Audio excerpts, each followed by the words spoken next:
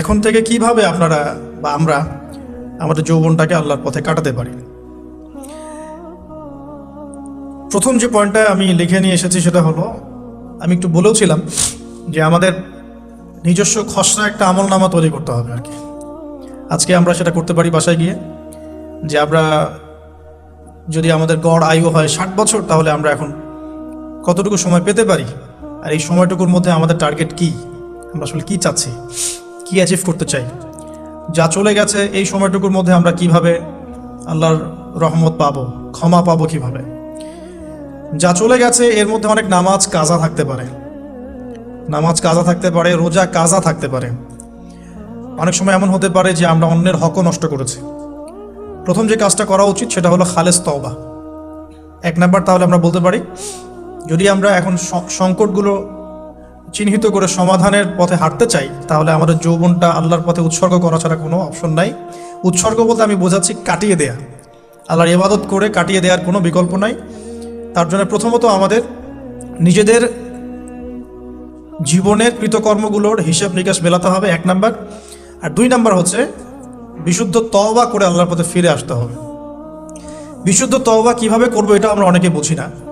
অনেকে মনে করি যে মুখ দিয়ে জাস্ট আস্তাগফিরুল্লাহ বললেই হয়তো তওবা হয়ে যায়। বিষয়টা এমন নয়। বিশুদ্ধ তওবা হচ্ছে আপনি আল্লাহর দিকে পরিপূর্ণ অভিমুখী হবেন, রুজু করবেন, এর নাম হলো বিশুদ্ধ তওবা।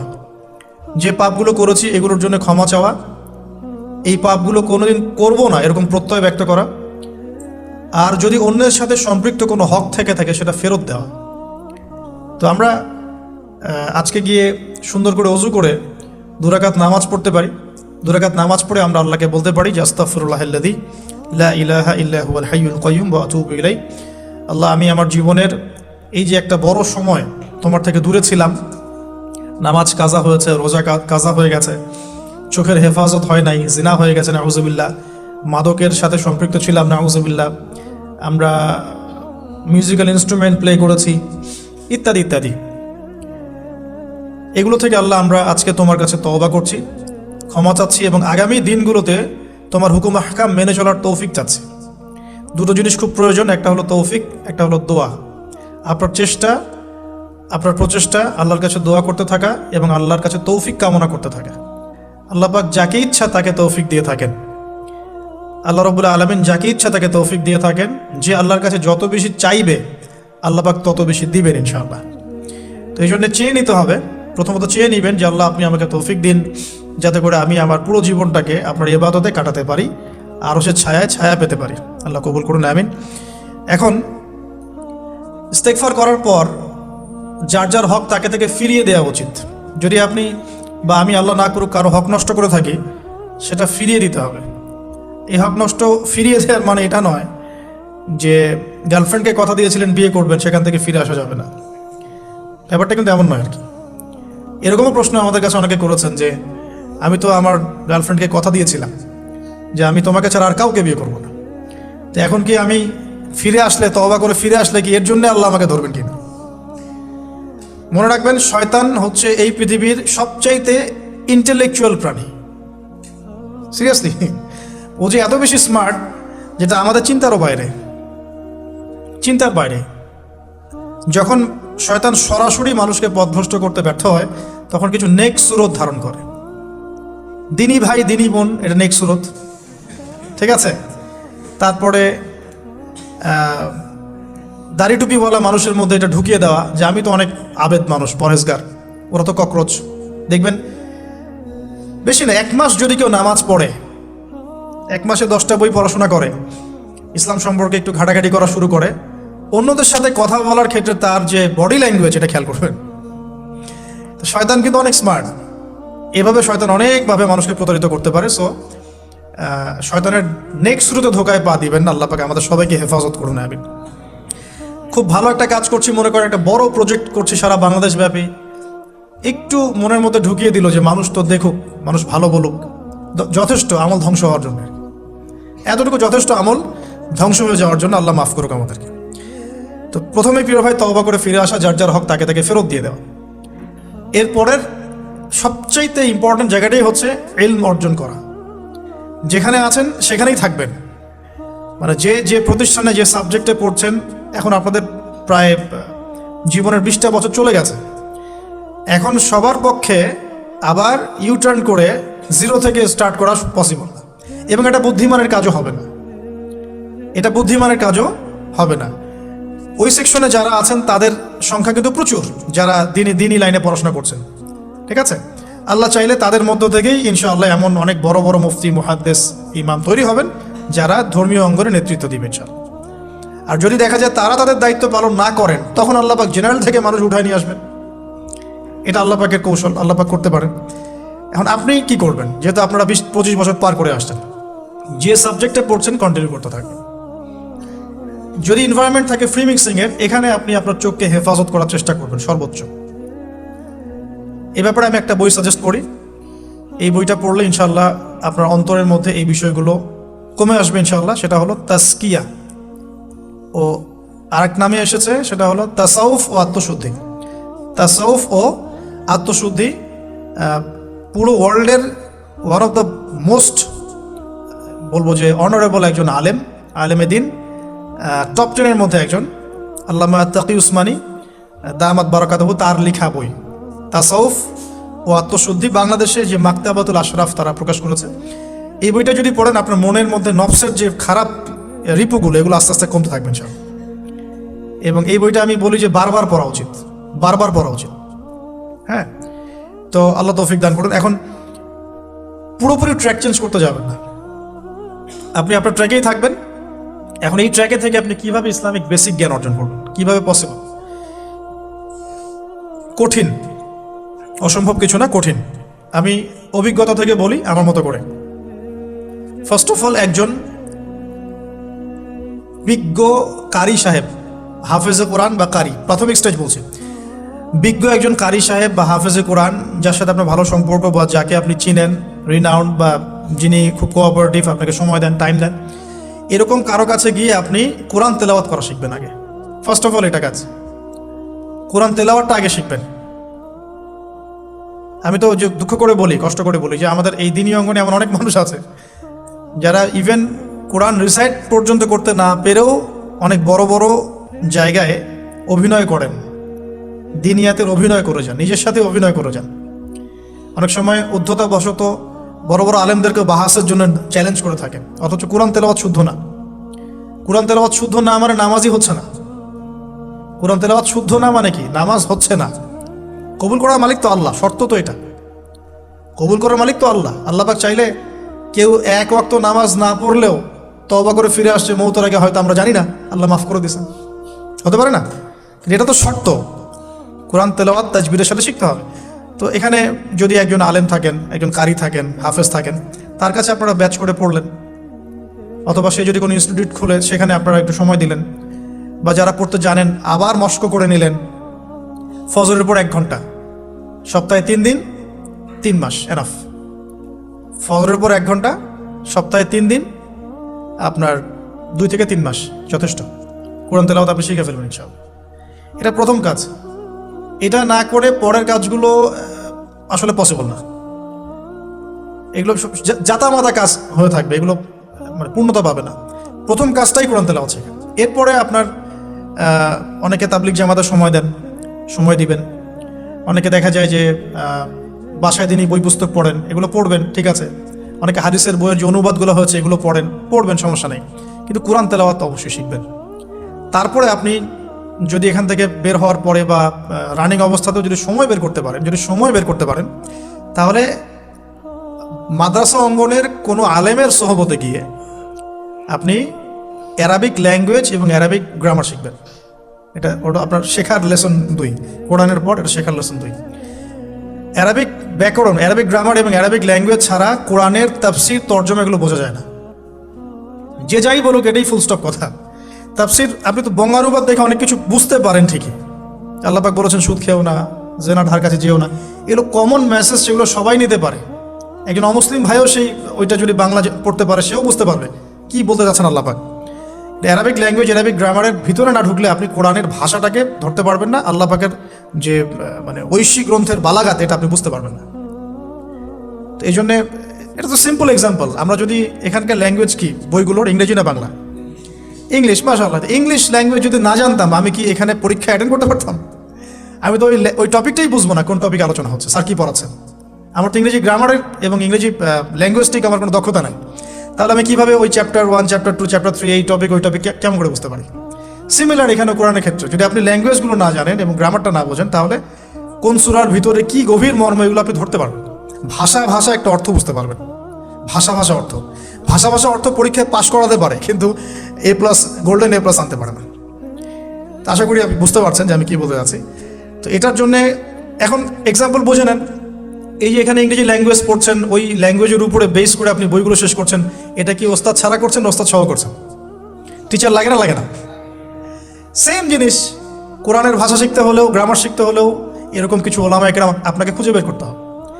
এখন ওলামা একরামরা কিন্তু অনেক ব্যস্ত, অনেকের অনেক কাজ থাকে, অনেকের মাদ্রাসা থাকে, অনেকের দিদি খেদমত থাকে। এর মধ্যেও আল্লাহর কাছে দোয়া করতে থাকেন, ইনশাল্লাহ আপনাকে আপনার ওস্তাদ আল্লাহ পাঠিয়ে দিবেন ইনশাল্লাহ। আল্লাহ পাক কাউকে ওস্তাদ ছাড়া রাখবেন না। ওস্তাদের কাছে আপনার বিহেভিয়ার কেমন হবে, এখন আপনি টিচারের সাথে যেমন বিহেভিয়ার রাখেন সেরকম তিনি সবক দিবেন, আপনি সেটা বাসায় কভার করবেন, নতুন পড়া নেবেন, আবার পড়া দিবেন।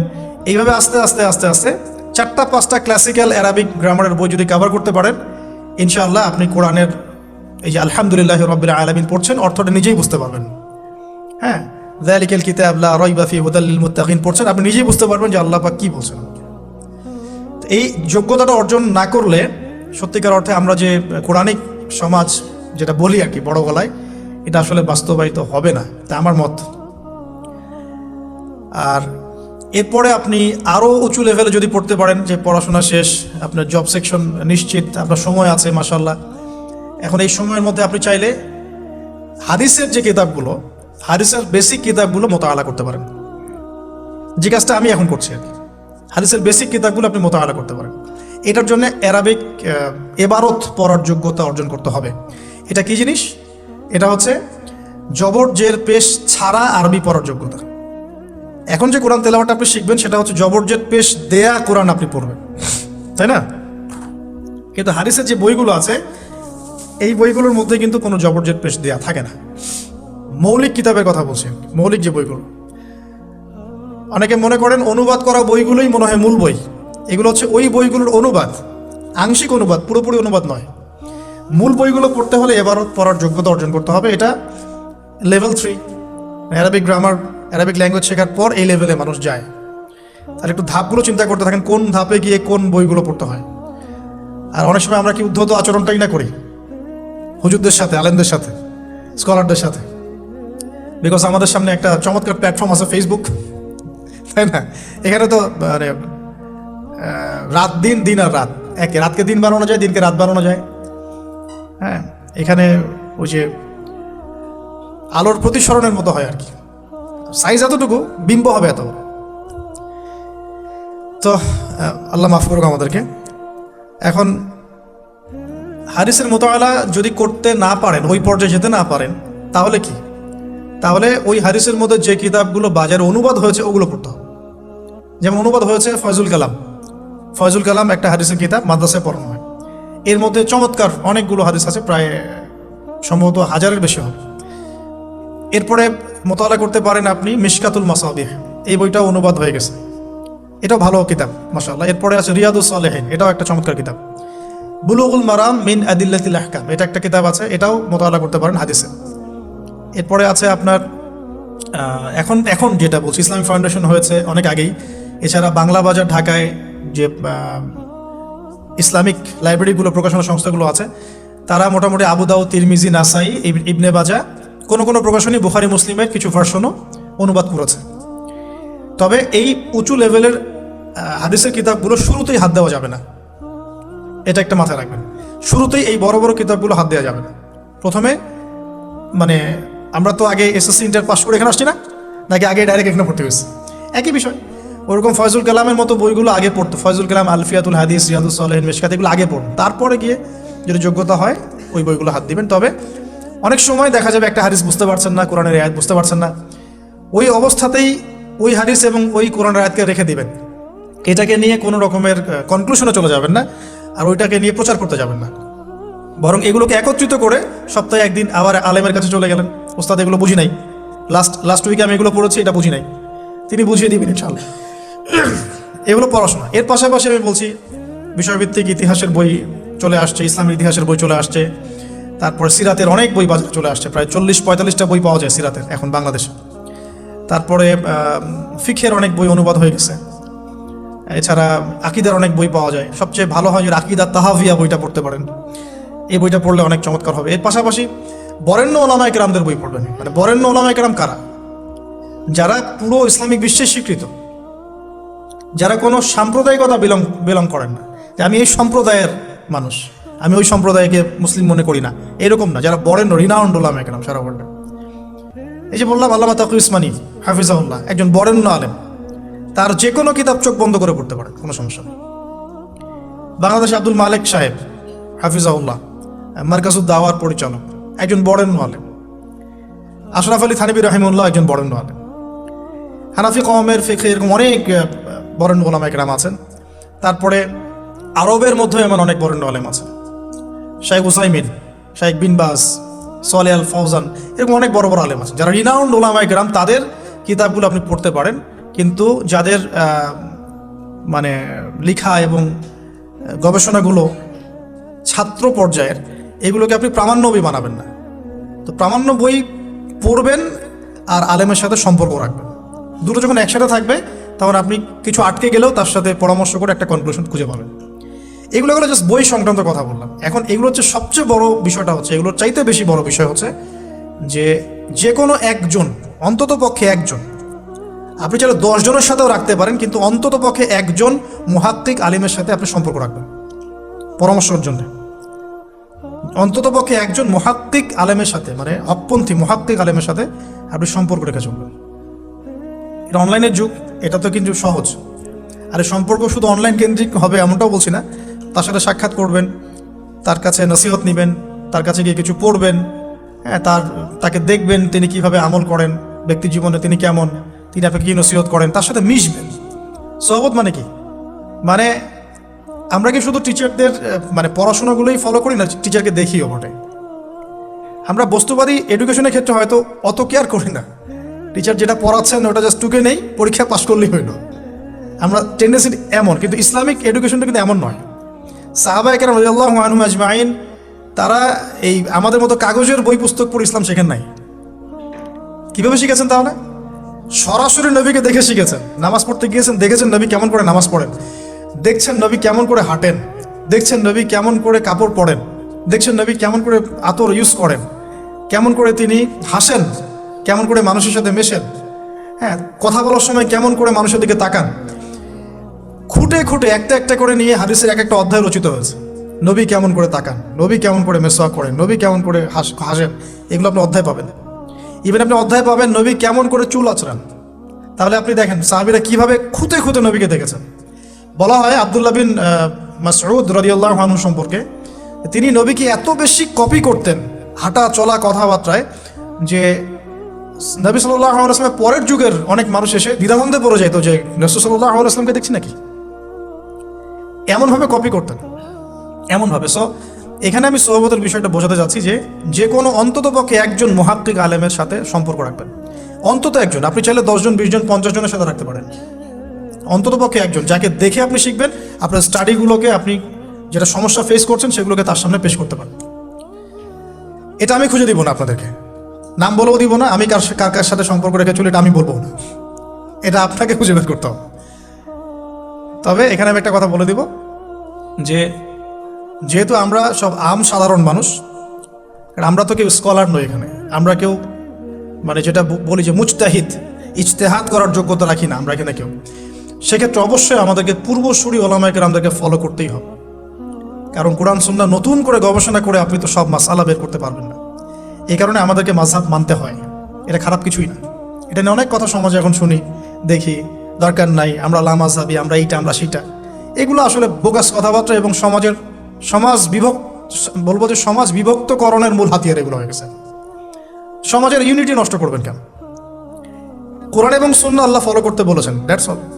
কোরআন সুন্নাহ আপনি কি, এখন আমি যদি আপনাকে কোরআন এই যে দিলাম, নেন কোরআন, নেন তাফসীর ইবনে কাসির, নেন তাফসীর জালালাইন, নেন, আপনি তাফসিরে মারিফুল কোরআন নেন, এই যে বুখারী নেন, মুসলিম নেন, তিরমিজি, আবু দাউদ, নাসাই সব নিয়ে নেন। এখন আপনি কি গবেষণা করে সব মাসআলা আমাকে দিতে পারবেন? ইম্পসিবল, আমার পক্ষে ইম্পসিবল। তাহলে এগুলো যারা গবেষণা আগে করেছেন তাদের কিতাব তো আমাদেরকে পড়তে হচ্ছে। এটাই হলো তাদের মত নেয়া, তাদের মত অনুযায়ী পথ চলা। তো এই জিনিসগুলো নিয়ে যারা বাড়াবাড়ি করছে এটা খুবই দুঃখজনক। যে অবশ্যই কোরআন সুন্নাহকে ফলো করতে হলে আমাদেরকে হকপন্থী উলামায়ে কেরামের সোহবতে যেতেই হবে। তাদের বইপত্র, লেকচার, তাদের নসিহত, তাদের ফিকহের কিতাব এগুলো আমাদের ঘাঁটতে হবে। আদারওয়াইজ আমরা সরাসরি কোরআন সুন্নাহর দাবি করলেও মানতে পারবো না। সরাসরি কোরআন সুন্নাহ মানিয়ে দাবি করলেও মানতে পারবো না, বিকজ আমি তো কোরআন সুন্নাহর সব জ্ঞান রাখি না। ক্রিপ্টোকারেন্সি হালাল না হারাম আমি যদি আপনাকে এখন প্রশ্ন থ্রো করে দিই, নেন সব বই দিয়ে দিলাম কোরআন সুন্নাহর, আপনি কি ঘেটে আমাকে অ্যান্সার দিতে পারবেন? তাহলে এটা ঘাটবে কারা? যারা এটা ঘাটার যোগ্যতা রাখে। তারা ঘেটে যখন একটা প্যানেল করে একটা ফতোয়া যখন আসবে যে না এটাই, তখন আমরা সেটাকে ফলো করব। That's all. এই জিনিসটা রাসূল সাল্লাল্লাহু আলাইহি ওয়াসাল্লামের যুগেও ছিল, সাহাবীদের যুগেও ছিল, তাবেঈনদের যুগেও ছিল। এটা আস্তে আস্তে চলে আসছে এই পর্যন্ত। তো এখানে ক্লাসিক্যাল যে ইসলাম চলছে এখানে থাকলে আপনার বিভ্রান্ত হওয়ার কোনো চান্স নাই। কিন্তু এর আশপাশে ব্যাঙের ছাতার মতো অনেক মতাদর্শ এসেছে এখন, নতুন নতুন অনেক। এগুলোতে পা দিলে নেক্সট শুরুতে ধোকা খাবেন শয়তানের মতো। ওই যে বললাম, শয়তান নেক্সট শুরুতে ধোকা দেয়। মনে হবে যে আমি তো সরাসরি কোরআন সুন্নাহ ফলো করি, আদতে আপনি কোরআন সুন্নাহই ফলো করছেন না। আদতে আপনি কোরআন সুন্নাহর কিছুই ফলো করতে পারবেন না, বা ফলো করলেও আংশিক পারবেন, আংশিকটা পারবেন না। একটা মাসআলা মনে করেন, একটু বলেন এই জায়গায়, একটা মাসআলা মনে করেন এসেছে যে আমরা বর্তমান অর্থ ব্যবস্থায় আমরা কিভাবে আমাদের ব্যাংকিং সিস্টেমটা সাজাবো, ধরেন একটা মাসআলা এসেছে। এখন এই বিষয়ে যদি আমরা ইকোনমিক্সের উপর দক্ষ ওলামায়ে কেরামদের শরণাপন্ন না হই, আমরা কি অ্যান্সার নিতে পারবো? আমি কি পারবো উত্তর দিতে? আপনি কি পারবেন?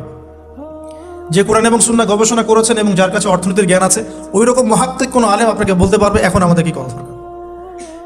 এই জিনিসটাই যদি আমরা বাংলাদেশের সংবিধান সম্পর্কে জানতে চাই, আমাদেরকে আইনজীবীর কাছে যেতে হবে। আমরা যদি রোগ নির্ণয় করতে চাই, ডক্টরের কাছে যেতে হবে। এখানকার ইঞ্জিনিয়ারিং যা পড়ানো হয় আমি কি সেটা বলতে পারবো? তাহলে আমাকে এখানকার স্যারের কাছে যেতে হবে, স্যার এখানকার বিষয়টা কি আমাকে একটু বুঝাই দেন। তখন তিনি তার জ্ঞান থেকে এবং তার জ্ঞানের সোর্স থেকে ঘেটে ঘেটে আমার জন্য কিছু সমাধান বের করে দিবেন, আমি তো সেটা ফলো করব। এই ফলো করা জিনিসটাকে যারা নেগেটিভলি উপস্থাপন করছেন এটা ঠিক না, এটা একটা উদ্ধত আচরণ হচ্ছে, অহংকার হচ্ছে। এই ফিতনাগুলো থেকেও বেঁচে থাকতে হবে। এই জন্য আমি বললাম অন্তত একজন মুহাক্কিক আলেমকে ধরে বসে থাকবেন। এটা আমি কিন্তু পীর মুরিদি বোঝাচ্ছি না, ঠিক আছে? আমি বোঝাচ্ছি যে আপনি মানুষের সহবতে থাকবেন, পরামর্শ ভিত্তিক, যে কোনো একজন হকপন্থী আলেম। এখন এরপর কি? এরপরে আপনি পড়াশোনা চালিয়ে গেলেন, আলেম আপনার কাছে পরিচিত আছেন, আপনি টাচে আছেন, পড়াশোনা করছেন, কোরআন হাদিস মোতালা করছেন, মাশাআল্লাহ দ্বীনের জ্ঞান অর্জন করছেন। এখন আপনি আপনার সাধ্যমতো দাওয়াতি কাজ করবেন। যতটুকু দাওয়া আপনার দেওয়ার যোগ্যতা আপনি অর্জন করেছেন বা পারছেন, অতটুকু ছোট ছোট করে 5 মিনিট, 10 মিনিট, একটা হাদিস, 2টা হাদিস, এভাবে মানুষের মধ্যে ইসলামটাকে প্রচার করতে থাকেন ইনশাআল্লাহ। তবে যে বিষয়গুলো নিয়ে সমাজে ইখতিলাফ, দ্বন্দ্ব দেখা যায়, এগুলো নিয়ে আপনি কথা বলতে চান না। এগুলোর কোনো সমাধান নাই, মানে এগুলো কখনো শেষ হবে এমনটা মনে হচ্ছে না। ইলা ইয়াউমিল কিয়ামা, কিয়ামত পর্যন্ত এগুলো শেষ হবে এমনটা বোঝা যাচ্ছে না। এই জন্য আমরা এখানে আগুন আর উস্কে দেওয়ার দরকার নাই। আপনি আপনার কাছে যেটা ভালো লাগে ওই মানহাজ, ওই মাযহাবটা ফলো করতে থাকেন ইনশাআল্লাহ। সাহাবীদের যুগ থেকে এরকম ইখতিলাফ কিন্তু ছিল, তাই বলে কেউ কাউকে তারা এরকম তুই কাফের হয়ে গেছিস এরকম কখনো কথা কেউ বলে নাই, যেটা আমাদের পান থেকে চুন খসলে মানুষ বলে দেয়। এরকম জায়গায় যায় না, এটা তাস্কিয়া নষ্ট হয়ে যাবে, আপনার মনের তাস্কিয়া নষ্ট হয়ে যাবে। এখন এরপরে আপনি বা আমি আমাদের কর্মক্ষেত্রটা সাজাবো। যেহেতু আমাদের এখন মাশাআল্লাহ পড়াশোনা হচ্ছে, আলেমদের সাথে আমরা সম্পর্ক রাখছি, শেষ করছি, একটু ধৈর্য ধরেন। কর্মক্ষেত্রটা আমরা সাজাবো। এখন আপনারা বের হয়ে যাবেন, জবে চলে যাবেন, মাশাআল্লাহ। এখানে কি, এখানে এমন একটা বিষয় খুঁজে নেওয়ার চেষ্টা করেন যে আপনার যাতে দুনিয়ার আর্নিংসটাও চলে আসে এবং পরকালেরও কাজ হয়। এক্সাম্পল দিচ্ছি আমি একটা, ধরেন যে আমার 4-5টা মাদ্রাসা আছে, কথা আমি বিভিন্ন মাদ্রাসায় পড়াই। এখানে কি হচ্ছে, আমি ইলম শিক্ষা দিচ্ছি, আমার নিজের চর্চা থাকছে, আমি সেখান থেকে কিছু হালকা পাতলা কিছু বেতনও পাচ্ছি, আমার পরিবার চলে যাচ্ছে। তো পুরো লাইফের পুরো কাজগুলোই কিন্তু তখন দিন কেন্দ্রিক হয়ে গেল, তাহলে সে বেশি লাভবান হলো। এখন আপনাদেরকে এরকম সুযোগ বের করতে হবে যে আপনারা এমন এমন কিছু ক্ষেত্রে যাবেন যেখানে ওই কাজটাই ইবাদত বলে কাউন্ট হবে। টাফ কিন্তু ইম্পসিবল না। বা যদি এমন জব নাও পাওয়া যায়, আপনি হালাল কোনো বৈধ জবে থাকলেন, আপনার রিজিকের একটা অংশ থেকে আল্লাহর পথে সদকা করলেন, আল্লাহ পাক এর বেশি কিছু আপনার কাছে চাচ্ছেন না। যাকাত ফরজ হয়ে গেলে যাকাত দিলেন, নফল দান সদকা করলেন, এতটুকু। আপনার পরিবারের পিছনে খরচ করলেন, আল্লাহর হক আদায় করলেন, জনগণের আমরা যেটা বলি মানুষের হক সেটা আদায় করলেন। এরপরে আপনার আসবে বিয়ে শাদীর ব্যাপার স্যাপার। বিয়ে শাদীর ব্যাপার স্যাপার আগে আনলাম না কেন? কারণ ওই আত্মনির্ভরশীল না হলে তো মেয়েরা আপনার কাছে আসবে না। ওটা প্রেম করতে পারে, কিন্তু বিয়ের সময় তারা খুব সচেতন। বিয়ের সময় তারা অনেক বেশি কনসিয়াস যে না, সে কী করে এটা দেখতে হবে। এবং মেয়ের বাবা মার প্রথম প্রশ্নই হবে আপনি করেন কি। আপনি সুফি মানুষ, মনে করেন আপনি হচ্ছেন কি বলবো, যে আপনি হচ্ছেন মুহাদ্দিস, আপনি মুফতি, আপনি হচ্ছেন মুফাসসিরে কোরআন, কোনো দাম নাই। মেয়ের মায়ের কাছে এটার কোনো দাম নাই, মেয়ের বাবার কাছে এগুলো কোনো সাবজেক্ট না। ইল্লা মাশাআল্লাহ, এর বাইরেও কিছু মানুষ আছেন। কমন একটা ট্রেন্ড বললাম। প্রথম কোশ্চেন তারা করবেন যে আপনার স্যালারি কত, এবং আপনার জব আছে কিনা, আপনার বাড়ি আছে কিনা, ইত্যাদি ইত্যাদি। এই জন্যই বললাম যে আগে আর্নিং সোর্সটা নিশ্চিত করে তারপরে এদিকে যান, তাহলে সম্মানটা বজায় থাকবে। আত্মসম্মান ছেলেদের একবার নষ্ট হয়ে গেলে তার ফিরে আসে না। আমরা যখন নিচের হাত হই তখন আমাদের আত্মসম্মান বলে কিছু থাকে না। আপনার আর্নিং যদি মাসে 50,000 1 লাখ টাকাও হয়, এই টাকাগুলো কিন্তু খুব বেশি বড় না এখন। কারণ এখন 1 লাখ টাকার মান আর 1 লাখ টাকা নাই, এখন ওটা 50,000 চলে আসছে। আস্তে আস্তে হয়তো আরও কমবে। যারা এগুলো বোঝেন না তারা অযথাই সমালোচনা করেন, কিন্তু আসলে ব্যাপারটা এরকমই হচ্ছে। আমি তাদের হেদায়েতের জন্য দোয়া করি। এখন এইটুকু আর্নিং যদি আপনার হয়, কিন্তু এই আর্নিংয়ে আপনার কারো কাছে হাত পাততে হচ্ছে না, আপনার সম্মান বজায় থাকবে। যখনই আমাদেরকে হাত পাততে হবে আমাদের সম্মানটা কমে যায়। আর যদি কেউ ভুল করে ঘর জামাই হন তাহলে তো অবস্থা খারাপ।